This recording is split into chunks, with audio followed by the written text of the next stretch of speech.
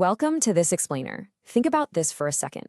Did you know that the average car sits parked and entirely unused for 95% of its life? It's kind of crazy when you really think about it. Well, we're about to dive straight into the biggest shift in human movement in over a century.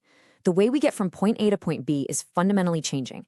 And today, we're using hard, verified data from the International Energy Agency, McKinsey, and Bloomberg NEF as our foundation.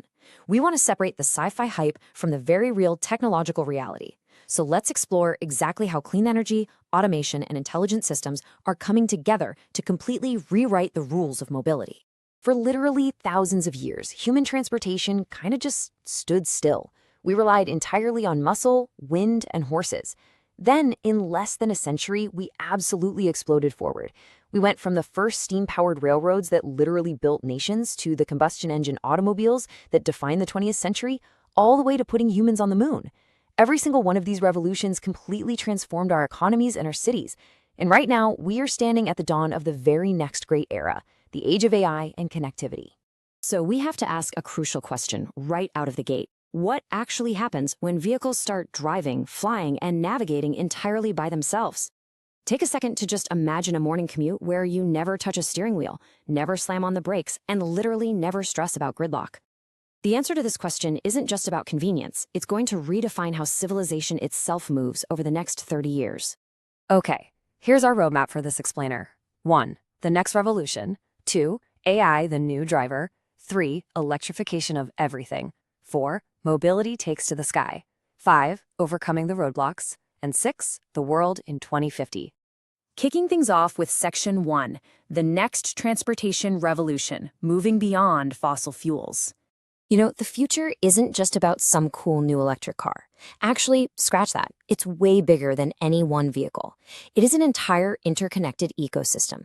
To truly revolutionize how we move, this whole new network must be autonomous, electric, connected, intelligent, and sustainable. Think about it. A brilliant autonomous car is completely useless if it isn't intelligently connected to a sustainable energy grid, right? The whole shebang, all 5 of these elements, they have to work together in perfect harmony. Moving right into Section 2, AI, the new driver, essentially vehicles with brains. So how on earth do autonomous cars actually function in a chaotic, busy city without just crashing into everything? Well, it all comes down to something called Vehicle to Everything, or V2X.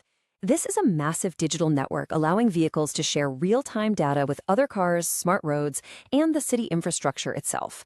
Imagine a giant flock of birds flying in perfect synchronization, turning at the exact same millisecond without ever colliding. That is exactly what V2X is. Cars will instantly communicate with traffic lights to optimize flow and literally see around blind corners by talking to the vehicles ahead of them. In theory, this tech could wipe out the dreaded phantom traffic jam for good. But how does the car itself actually see its surroundings? Companies like Waymo and Tesla are building incredibly complex neural networks to perceive the world. First up, LiDAR, and advanced sensors shoot out millions of laser pulses every single second to map a highly detailed 3D environment in real time. Second, computer vision algorithms learn and analyze those objects. They can instantly tell the difference between a child stepping off a curb and, say, a plastic bag blowing in the wind. Third, edge computing processes all this massive data locally, right inside the car. Because when a child steps into the street, the car absolutely cannot wait for data to travel to a cloud server and bounce back. It has to react instantly, way faster than human reflexes ever could. Look, the sheer economic force behind autonomy right now is absolutely staggering. Venture capital firms and legacy automakers are pouring hundreds of billions of dollars into autonomous logistics and passenger vehicles. It proves that this is no longer just some expensive research experiment in a lab. It is a rapidly scaling global industry. But you know, electric cars and robotaxis are really only the beginning of the story. Which brings us to Section 3, the electrification of everything, beyond the passenger car. Sure, sleek passenger EVs get all the flashy headlines, right? But the real muscle of this revolution is happening in heavy industry. Take Shenzhen, China, for example. It's a major global city that has already electrified its entire fleet of over 16,000 public transit buses. Industrial giants like Alstom and BYD are pushing the boundaries even further, electrifying heavy freight trucks and high-speed rail systems globally. The future of mass transit and supply chain logistics is, for sure, entirely electric. Now, to power all of that, the data points to a wild number, a 1,000% surge in required global battery production capacity over the next decade. Yeah, 1,000%. The sheer weight and material requirements, like mining enough lithium and refining enough cobalt, mean building gigafactories at an industrial scale the world has literally never seen before. We need this unprecedented level of energy storage to power everything from autonomous cargo ships crossing the oceans all the way to the next generation of sustainable aviation. All right, Section 4. Mobility takes to the sky the new physical frontier. Crazy enough, the biggest transportation revolution of our lifetimes might not even happen on the ground at all. Traditional aviation relies heavily on fossil fuels, massive concrete runways, and highly trained human pilots. But this new concept called urban air mobility completely flips that script.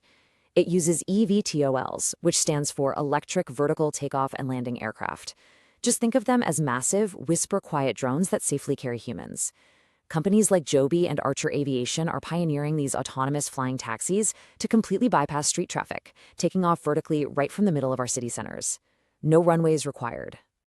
And listen, this isn't some far-off sci-fi concept anymore. Autonomous drone networks for logistics, medical supply transport, and everyday package delivery are actively operating as we speak. Companies like Zipline are already delivering critical medical supplies across Africa via autonomous drones, and major retailers are testing out package delivery in neighborhoods worldwide. The sky right above our heads is rapidly becoming a highly coordinated, bustling digital highway.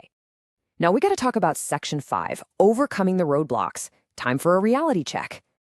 Before we imagine some perfect sci-fi utopia, we need a serious reality check on the massive hurdles highlighted by experts from the World Bank and the ITF. If cars are basically giant moving computers now, cybersecurity isn't just about someone stealing your credit card anymore. Hackers could potentially take control of a multi-ton vehicle on a crowded highway. That is an incredibly high-stakes threat.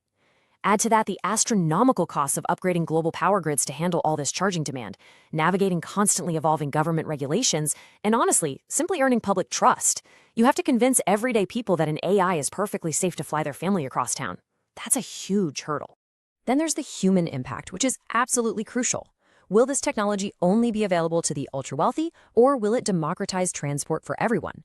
Governments and urban planners have to actively balance this rapid technological advancement. We're talking about millions of truck drivers and mechanics whose livelihoods depend on combustion engines facing massive job shifts.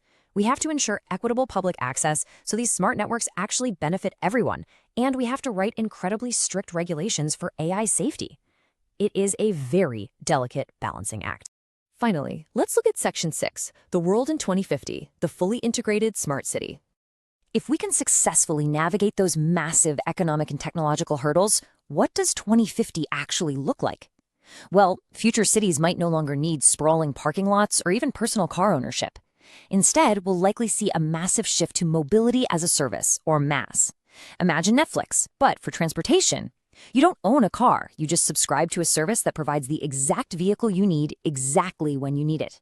Autonomous pods, drone deliveries, and high-speed maglev trains will all be orchestrated by citywide AI traffic management, working in absolute perfect synchronization to move people and global logistics flawlessly.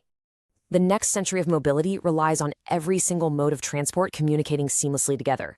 Think about it this way. 30 years ago, the internet connected global data. Today, artificial intelligence is connecting physical atoms and movement itself. The whole point here isn't just to go faster. It's about building an intelligent ecosystem that moves much, much smarter. So I want to leave you with this really powerful thought. Every generation changes how humanity travels. The next generation may change what travel itself means.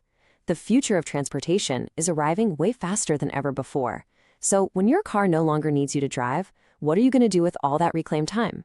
Thanks for joining me on this explainer. The future is waiting. Thanks for watching World Decoded. Make sure to like and share, subscribe, and stay curious.